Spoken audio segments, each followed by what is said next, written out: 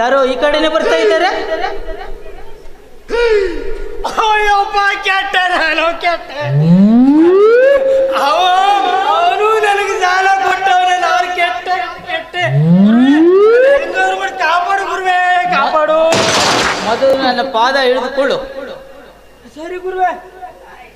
ಭಕ್ತ ಶ್ರೀಕೃಷ್ಣ ಪರಮಾತ್ಮನು ಭಗವದ್ಗೀತೆಯಲ್ಲಿ ಹೀಗೆ ಹೇಳಿದ್ದಾನಲ್ಲ, ಏ ಮಗನೇ ಸಿದ್ಧ, ನಮ್ಮ ಅಂಗಡಿ ಬಾಕಿ ಕೊಡು ಅಂದ್ರೆ ಸ್ವಾಮಿಯರ್ ಕಾಲಿಡ್ಕ ಕೂತಿದ್ದೆ ಮಗನೇ.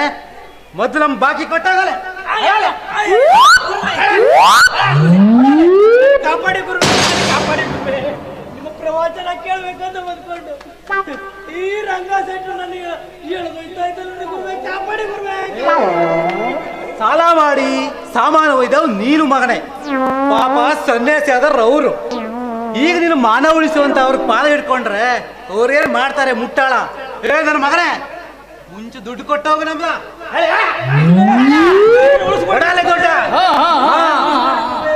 ಸ್ವಲ್ಪ ಸಮಾಧಾನ. ನೀವು ಹೀಗೆಲ್ಲ ಗಲಾಟೆ ಮಾಡಿದರೆ ನಮ್ಮ ಏಕಾಗ್ರತೆಗೆ ಭಂಗ ಬರುತ್ತೆ. ಆದ ಕಾರಣ ನಡೆದ ವಿಷಯ ಏನು ಎಂಬುದನ್ನು ನೀವಿಬ್ಬರು ಸವಿಸ್ತಾರವಾಗಿ ತಿಳಿಸಿದರೆ ಯೋಗ್ಯ ಪರಿಹಾರವನ್ನು ಒದಗಿಸುತ್ತೇನೆ. ಇಲ್ಲಿ ಪರಿಹಾರ ಸ್ವಾಮಿ? ಈ ನನ್ನ ಮಗ ಕಮ್ಮಿ ಪೈಕಿ ಅಲ್ಲವ.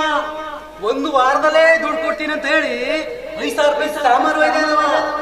1 ವರ್ಷ ಆಗ ಬಂತು, ಇನ್ನೂ ದುಡ್ಡು ಕೊಡು ಮಾತೇ ಇಲ್ಲ ಒಂದು. ಏನ್ ಮಾಡು ಸ್ವಾಮಿ? ಉದ್ರಿ ಕೊಟ್ಟಿದ್ದೆ, ನಮ್ ತಪ್ಪೇನಾದ್ರೆ ಆಗಲ್ಲ ಭಕ್ತ.